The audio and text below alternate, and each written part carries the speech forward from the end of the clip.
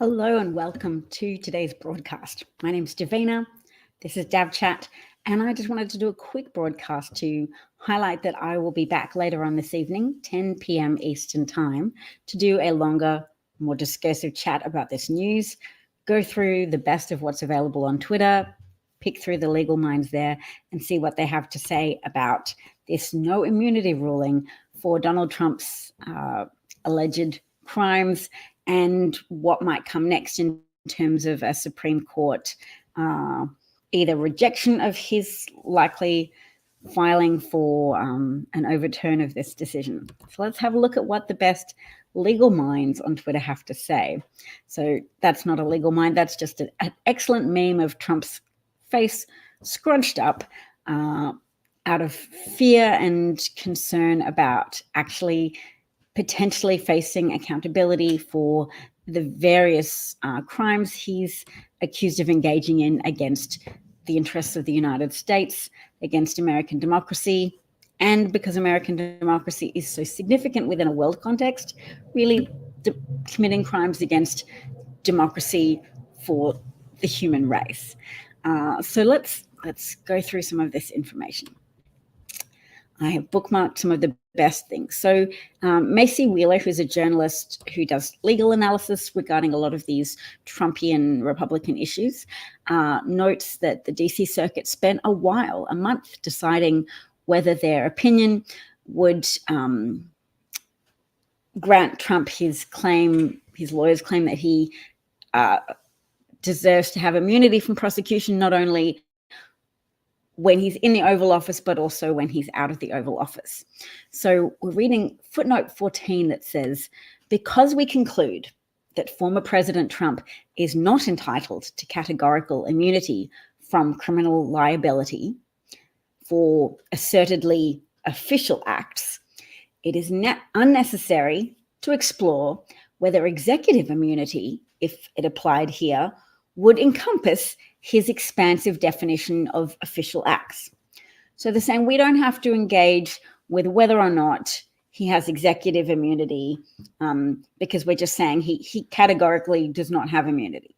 He does not have categorical immunity from criminal liability. That's nice. So they don't have to decide whether or not it was an official act to try and overthrow the 2020 election result, whether it was an official act to try and artificially install himself as an unelected dictator in office for an unelected second term. They don't have to go into the weeds for that because they are unreservedly, categorically saying he does not have immunity from criminal prosecution now that he's out of office. So they observe that his position appears to conflict with our recent decision in Blasingame 87 Fourth. What was Blasingame? I should know this if I'd been up to date with reading my empty wheel columns, because she's been going through making little lists of little tables of what the potential ruling from the district court would be, the appellate district court, whether they would rule that they had the jurisdiction to rule on this. And anyway, let's keep reading though. According to the former president, any actions he took in his role as president should be considered official. So any actions he took are official actions, according to Trump and his lawyers, and then he should have executive immunity over all his actions because they're all official acts if he's acting whilst in office.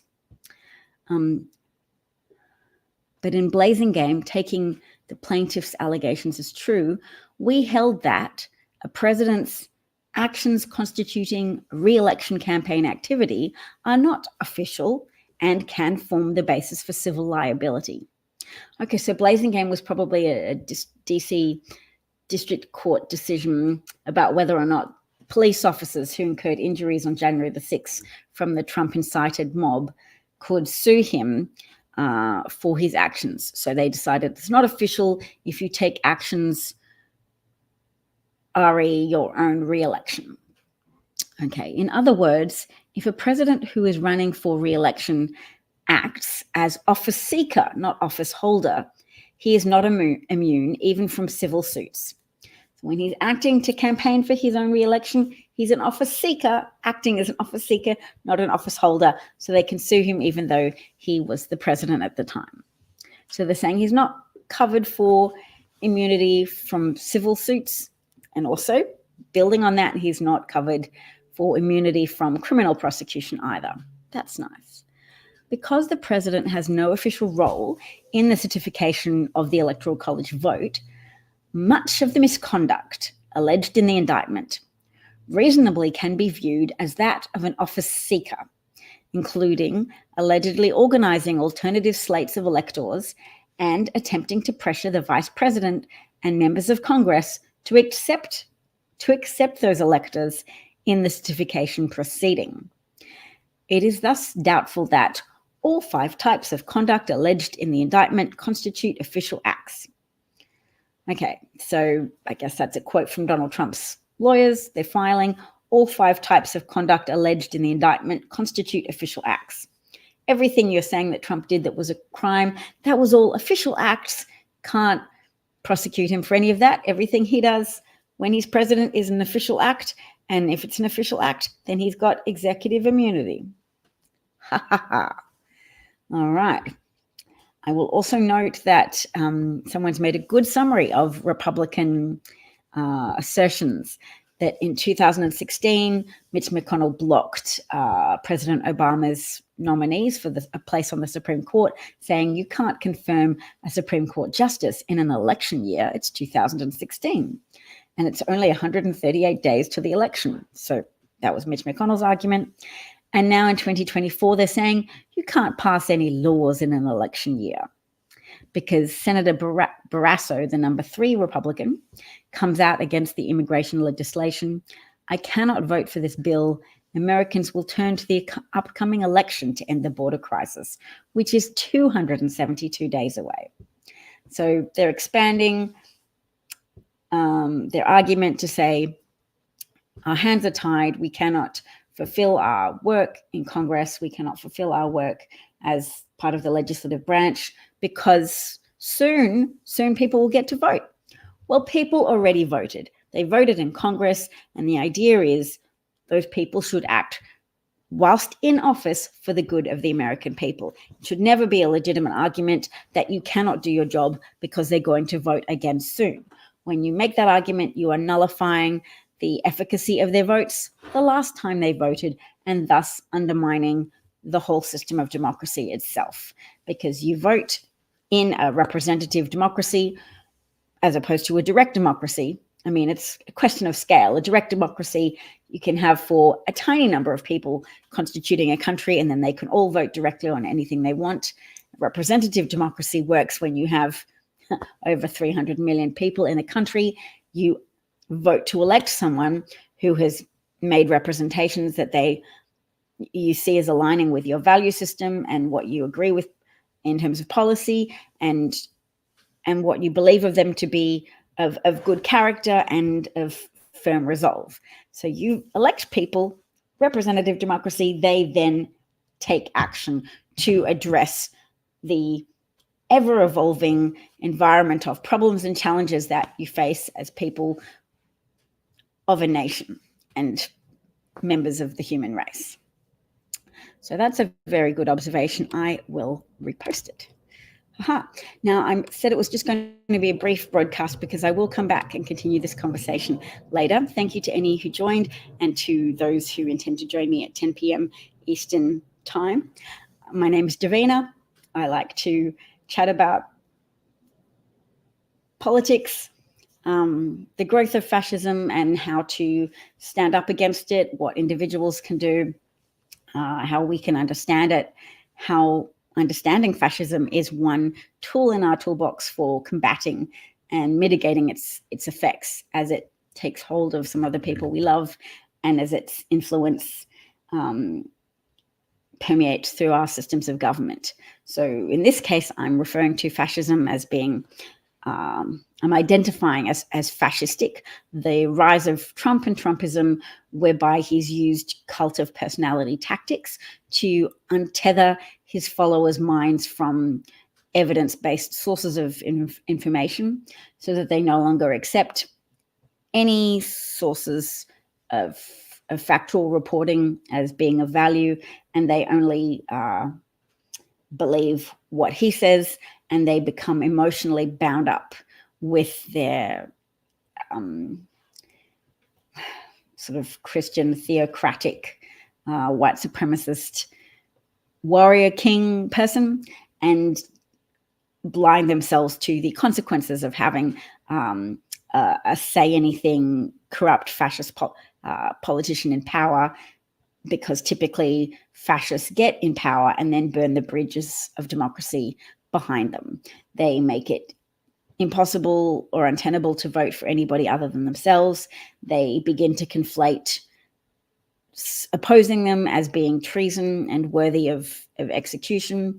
You can see that even now, that Republicans, MAGA Republicans, were calling it treason that Senator Langford of the Republican Party negotiated with Democrats to help formulate this proposed piece of legislation with regards to the border. So when people start saying, yes, death, execution for treason, for even negotiating with fellow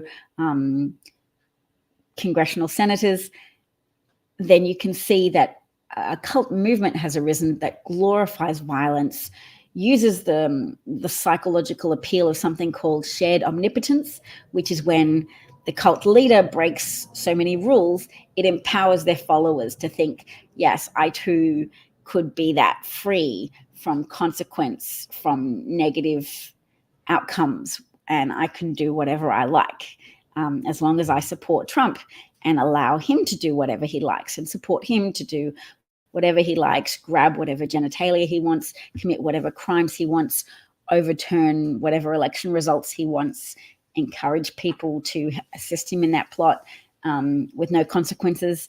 And they'll blind themselves to the fact that hundreds of people have experienced consequences and are in jail, or some have finished their jail sentences and are on probation. But many people have incurred extremely negative consequences through sacrificing their own interests or subsuming their own interests into the interests of Trump and furthering his cultish hold on his followers and the American people as a consequence. They'll ignore that, because when you're in a cult, you measure your life's worth in terms of the sacrifices you make for the cult. And you say, hooray, I'm in jail. I'm proud to have gone to the Capitol. Some people may feign remorse for a judge, but you have a lot of those people really leaning into martyrdom and positioning themselves as heroes for the most worthy of causes, helping to try and keep Donald Trump in office, even when all the evidence illustrates that he did not win office, that he was trying to steal the election himself. But it's so difficult for them to comprehend that the cult is unworthy, that their devotion is to an unworthy man, and that they have been conned and exploited and have torn their families apart for the most unprincipled of men, a man who fearmongers and hate mongers and encourages a delusion of shared omnipotence amongst his followers. Omnipotence meaning the ability to do all, omni being Latin for all, potence being sort of efficacy, and shared omnipotence when you get to say, yes, he can do anything he wants. He's so powerful and successful and wealthy and patriotic, and if you don't support him, then you're none of those things. You're weak and impotent and unpatriotic. And so I will be the embodiment of loyalty to this man who is the embodiment of America, even as he says things like, America, it's a pathetic country.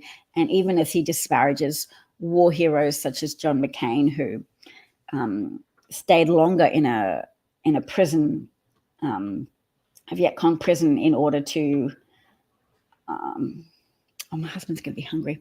Anyway, I'll talk later, 10 p.m. Eastern Standard Time, if you want more of this kind of discursive chat about current issues. Cheers and bye.